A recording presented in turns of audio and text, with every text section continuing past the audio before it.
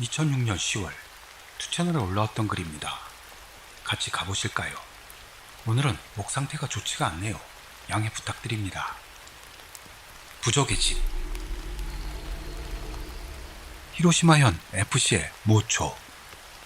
지역 사람들이라면 누구나 아는 유명한 심령 스팟이 있습니다.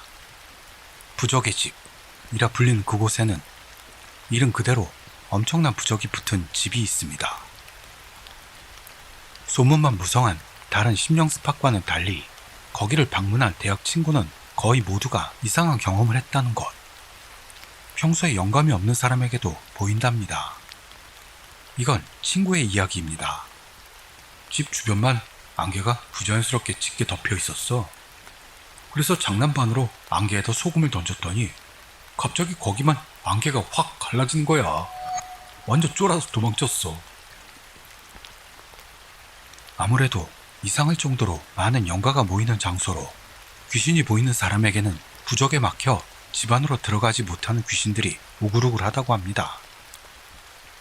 그 친구의 말이 너무 인상 깊어서 지금도 잊을 수 없지만 영감도 없는데 보였다라는 게요. 역시 영감이 없는 나로서는 언젠가 꼭 가보고 싶은 매력적인 심령 스팟이었습니다. 어느 날 패밀리 레스토랑에서 식사하던 중 그 부적의 집 이야기를 꺼냈습니다. 마침 거기 있던 사이좋은 선배와 그 여친, 그리고 친구 S는 신이나 지금 바로 가자 하게 됐습니다. 원래부터 그 지역 사람인 선배와 여친은 고등학교 때 갔던 적이 있다는데요. 무서워서 차에서 내릴 수가 없었던 모양입니다. 다른 현에서 온 S는 특히 더 신이 나 있었습니다. 이야기를 꺼낸 뒤 살짝 두려워져 후회했어요. 하지만 이미 늦었죠. 아니 진짜 위험하다며. 거기 갔다가 일주일 동안 알아누웠던 놈들이나 돌아오다가 사고당한 애들이 아주 들어섰다는데. 내가 말하자 S는 이제 와서 뭐가 그리 겁나냐? 난 영감도 있고 어릴 때부터 맨날 귀신도 보고 싶었고 그런 느낌 들면 귀신한테도 꽤 해보는 거지 뭐. 나는 내심 이거 미친놈이네 생각했습니다만 정말 위험한 귀신이 있다면 자기가 알려주고 너 먼저 도망치게 해주겠다는 평소부터 무서운 걸 모르고 기가 센 S가 같이 가는 것도 있어 부적의 집에 가는 걸 허락하고 만 겁니다. 시간은 대충 밤 11시 넘었을 무렵. 심령 스팟에 가기에는 이른 시간이었어도 부적의 집으로 가는 숲길은 짓눌리는 느낌에다 어둠만이 펼쳐지는 분위기였습니다. 차에서 내려 우와 역시 그만둘 걸 그랬나? 등등 떠드는데 선배 커플이 차에서 내리질 않네요. 형, 뭔 일 있어? 내가 물으니 선배는 알이 기분 나빠서 싫대. 나도 남을게 합니다. 알은 선배의 여친. S가 에? 모처럼 왔는데 그냥 보기만 합시다 하자 아니 진짜 싫다. 니들 둘이 갔다 와 합니다. 뭘 그리 쫄아요? 귀신이라면 나한테 맡겨요 라는 S. 그 자식 시끄럽네. 알이 기분 안 좋다잖아. 까불지 좀 마. 반은 싸움이 날 것 같아 황급히 내가 말리고 마지못해 둘이서 가기로 했습니다. 뭐야. 둘이 차 안에서 분명 뭔짓 하려는 거야 하는 S. 나는 이런 곳에서 그건 아니겠지. 너도 형한테 그게 뭔 태도냐? 했습니다. 돌아와서 창문 쾅쾅 두드려서 지리게 만들어준다. 나는 할 말을 잃었죠. 어이도 없고 했는데요. 갑자기 시야에 날아들어온 바리케이드에 놀라 우뚝 멈추고 말았습니다. S는 여기부터가 본방이구만. 여기부터는 땡땡시 소유 지역으로 출입 금지.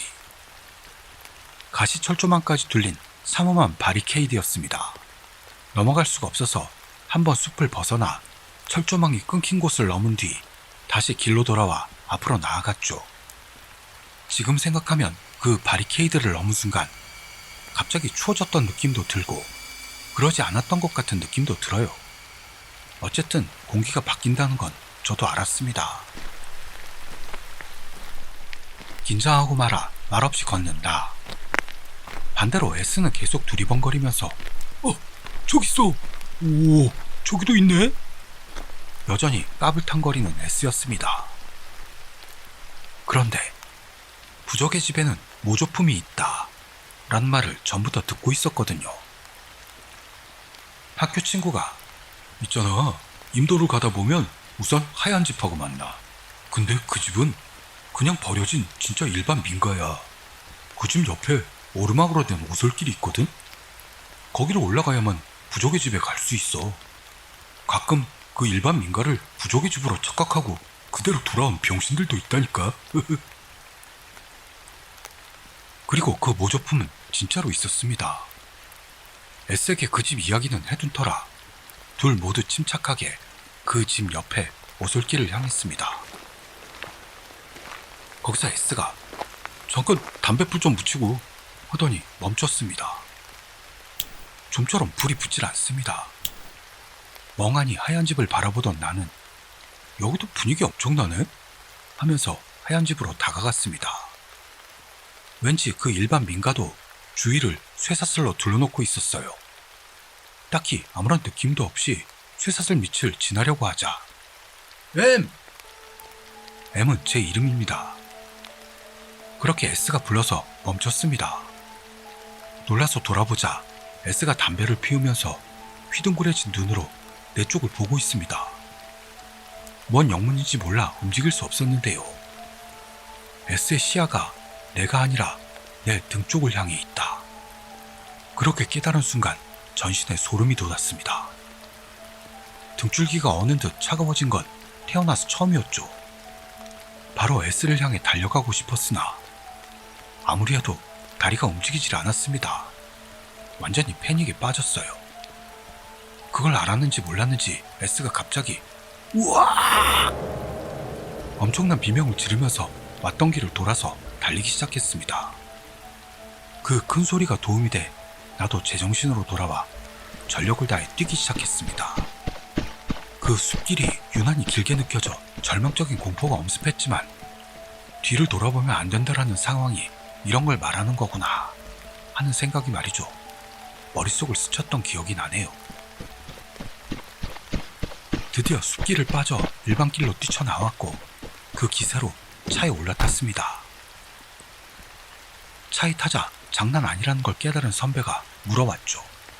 니들 왜 그래? 무슨 일 있었어? 나는 부들부들 떨림이 멈추질 않아 제대로 대답할 수도 없어. 일단 빨리 출발해줘. 부탁합니다. 제발요. 부탁해. 거기서 멀어지고픈 마음 하나로 그 말만 반복했습니다. 내 겁먹은 모습이 보통이 아니라서 선배도 놀리지 않고 차를 급발진시켰습니다. 한동안 아무 말 없는 운전이 계속되고 선배 여친의 흐느끼는 소리가 들려올 뿐이었어요. 그러다 갑자기 등을 세게 팡! 얻어맞습니다. 놀라서 옆을 봤더니 한바구 웃음을 띤 S의 얼굴이 있었습니다. 재밌어졌냐? 그 한마디에 모든 게 이해됐죠. 솔직히 S를 쥐어패고 싶었습니다만 분노 이상의 안도감, 해방감이 넘쳐나와 단숨에 몸에 힘이 빠져버렸습니다. 선배도 상황을 인식한 듯 S 너 이 자식 하면서 룸미러 너머로 S를 노려보고 있었습니다. 이놈은 최악이다. 이놈하고만은 두 번 다시 심령 스팟에 안 온다. 아, 그래도 다행이다. 선배도 같은 기분이었겠죠. 평소 불같은 성격인 선배지만 S를 그리 탓하지는 않았고 여친을 달래고만 있었습니다.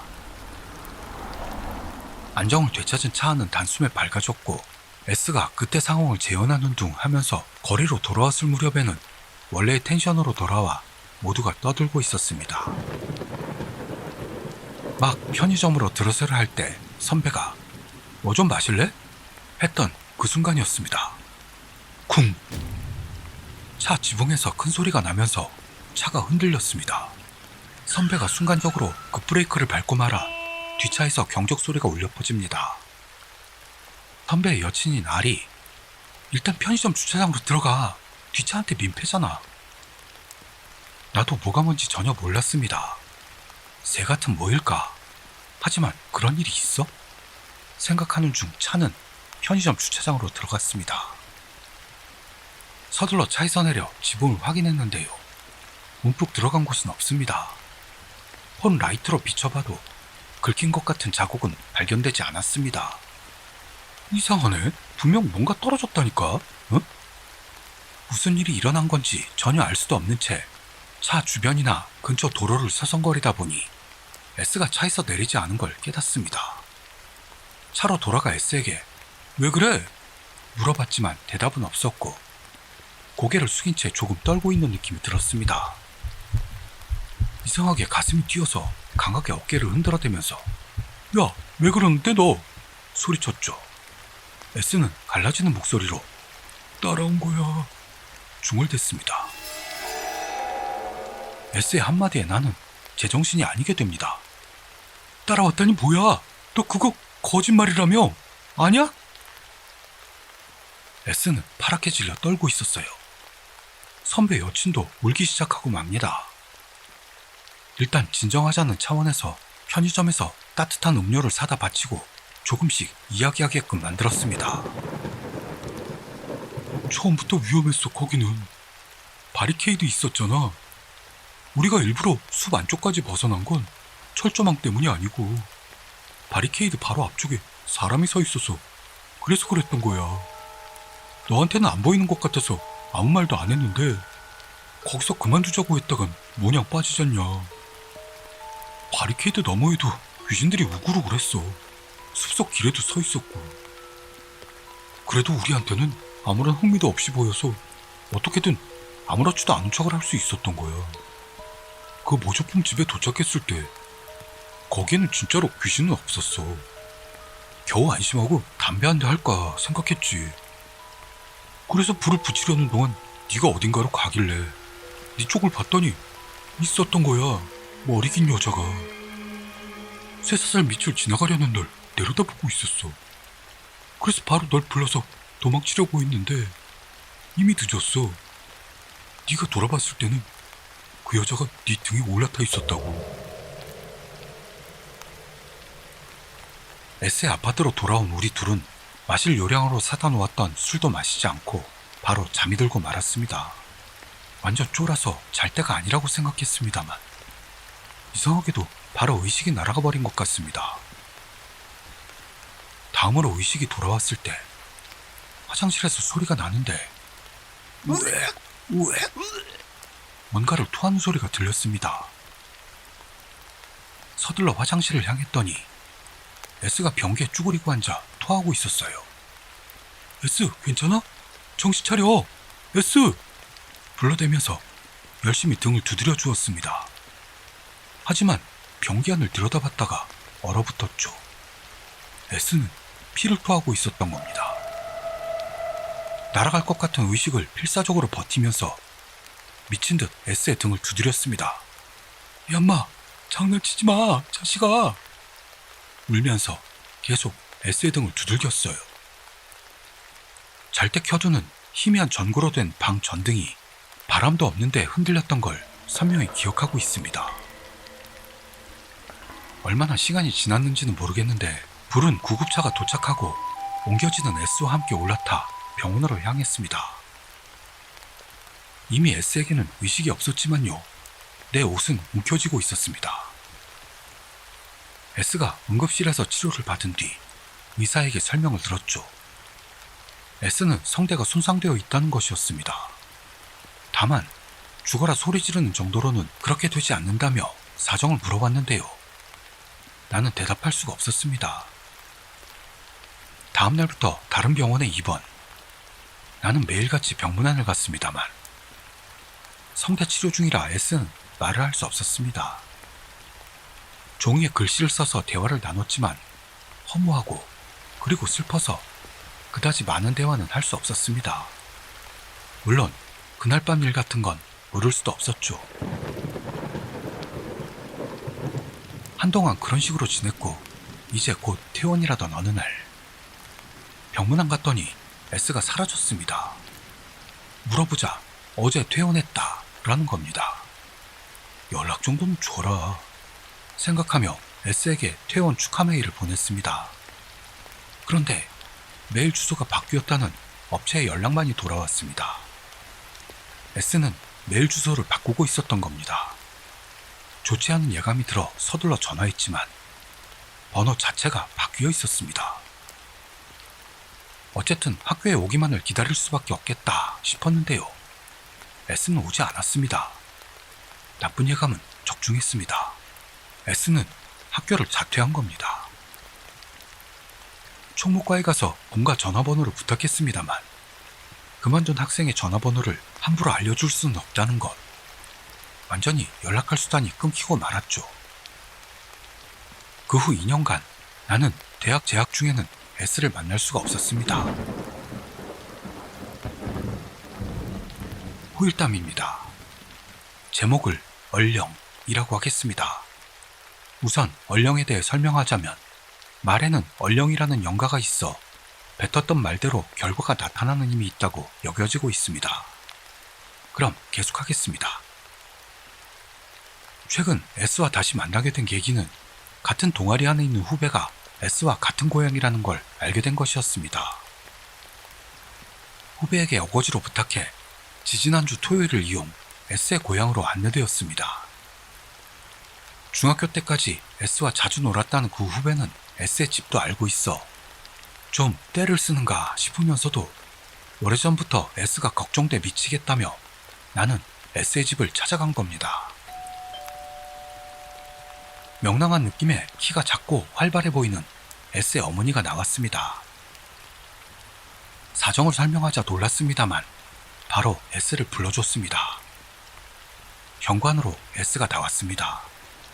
머리를 빡빡으로 밀고 있었습니다. 갑작스러운 방문에 눈이 휘둥그레집니다만 왔어? 쓴웃음을 지으며 죄지은 듯한 소리를 냈습니다. 너무도 오랜만인 S의 건강한 모습을 보고 나는 눈물이 쏟아질 것 같았죠. 집으로 들어가 여러 이야기를 들어보기로 했습니다. 묘한 긴장감에다 서먹서먹한 대화였습니다만 S는 다음과 같이 말해줬습니다. 지금부터는 이야기가 너무 길어서 포인트별로 요약해 말하도록 하겠습니다. 1. 그날 밤 무슨 일이 있었던가? 폭풍 수면하는 내 옆에서 계속 잠들 수 없던 S. 못 잤다고 할까요? 굳이 안 잔 걸까요? 아침까지 절대 긴장을 풀면 안 된다. 굳게 마음먹은 것 같습니다. 그리고 심야. 추워진 S는 이불을 꺼내려 벽장을 열었습니다. 거기에 그 여자가 있었습니다. S가 반응을 취할 새도 없이 그 여자는 S와 합쳐졌습니다. 그때부터의 의식은 띄엄띄엄했다네요. 정신을 차리고 보니 변기를 향해 토하고 있었고 본능적으로 이물질을 토해내고 싶었달까? 라고 말했습니다. 하지만 나오는 건 피뿐. 난 여기서 죽을지도 몰라. 각오했다네요. 이제는 토하자 하는 의식과는 관계없이 입에서 피가 넘쳐나옵니다. 내가 등을 두드리고 이름을 계속 불렀던 건 기억나지 않는 모양입니다. 2. 왜 갑자기 퇴원했나? 왜 연락수단을 끊었나? 병원 의사 왈 분야가 다르다고 했답니다. 성대는 거의 다 나았는데 계속 목소리가 안 나오는 건 S의 의식 문제, 정신적인 상처, 즉 자기네 관할 밖이라는 거죠. 그렇게 선고받았다고 합니다. S의 어머니는 클리닉에 다니면서 학업 복귀를 권유했지만 S는 퇴원 뒤 학교를 그만두고 본가로 돌아가길 호소했습니다. 아무리 뭐라고 해도 물러서지 않은 것 같아요. 그 후 부모님이 데리러 오셨고 S는 본가로 돌아온 겁니다. 반은 미쳐 있었나 봐. 하지만 병원이나 클리닉에서 잘 될 거라고는 안 봤어. 여자는 매일 꿈에 나왔고 전에는 없었던 목류병까지도 생겼다고 합니다. 상황이 심각해지기 전에 신사나 절에서 퇴마를 받고 시골에서 조용히 살려고 생각한 모양입니다. 연락수단을 끊은 건 그저 걱정시키고 싶지 않았다 라고만 대답했는데요. 나는 S가 모든 걸 잊고 싶었던 건 아닌가 생각하고 있습니다. 3. 그 여자는 어떻게 됐는가? 본가로 돌아오기 전에 부모님에게 모든 걸 털어놓은 S는 부모님을 동반해 고향에 있는 큰 절을 방문했습니다. 놀랍게도 절에 도착하자마자 S는 주지스님에 의해 본당으로 안내되고 여기서 모든 걸 털어놓거라 하는 말을 듣습니다. 말을 못하는 S는 종이와 펜으로 모든 걸 밝히려고 했죠. 그러나 갑자기 도중에 펜이 멈췄습니다. 그렇게 의식이 뚜렷한데 숨을 쉴 수 없을 정도의 가위에 눌린 건 처음이랍니다. 갑자기 S가 괴로워하기 시작해서 주지스님 일행은 서둘러 퇴마를 시작했다고 합니다.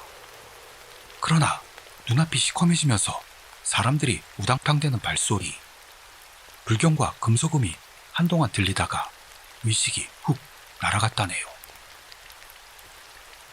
다음으로 눈을 떴을 때는 절의 객실 이불이었고 주지스님과 부모님이 옆에 있었습니다. 주지스님이 이야기해줍니다. 특히 강한 원념을 가진 귀신으로 빙의하는 방법이 보통이 아니었다. 안쪽으로부터 침식되어 있어 조금만 늦었다면 정말 위험했을 거라는 것. 주지스님은 좀처럼 나가지라나 이런 걸 사용했다네 하며 나무로 만든 불상을 보여줬습니다.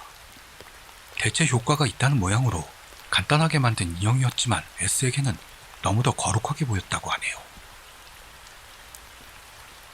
3. 그 여자는 어떻게 됐는가? 2. S가 목소리를 잃은 것에도 의미가 있는 것 같습니다. 목소리에는 힘이 있다는 것으로 귀신이 몸을 지배할 때 그 힘을 빼앗는다는 건 자주 있는 일인 모양입니다. 얼령, 고토다마와 영가는 밀접한 관계가 있다고 합니다. 퇴마가 끝나고도 아직 목소리가 안 나오는 S를 보고 부모님은 걱정했습니다만 주지스님 왈, 이젠 괜찮다. 영양을 섭취하고 며칠 진정하면 목소리도 나올 거야 라는 거죠. 실제로도 일주일 정도 지나 서서히 목소리는 회복됐고 전처럼 생활할 수 있게 되었다네요. 그 후 얼마 지나지 않아 S는 파견업자로 근무하면서 지금까지 무사히 살고 있다는 것. 이상이 내가 겪었던 심령 체험의 전부입니다. S는 퇴마를 받은 후 그 여자는커녕 한 번도 귀신을 보는 일이 없었고 영감을 잃고 말았다고 합니다. 몸을 대신했던 부처님에 의해 그런 힘이 봉인되었던 걸까요?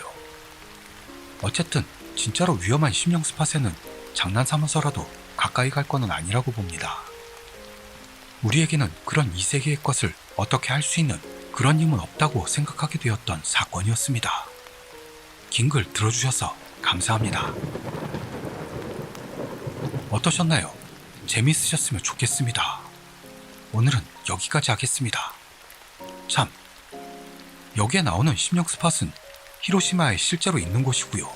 이 이야기도 실화입니다. 여기 얽힌 이야기도 꽤 많으니까 앞으로도 들려드릴 기회가 많을 듯 하네요. 그럼 저는 다음 이야기에서 뵙도록 하겠습니다. 감사합니다.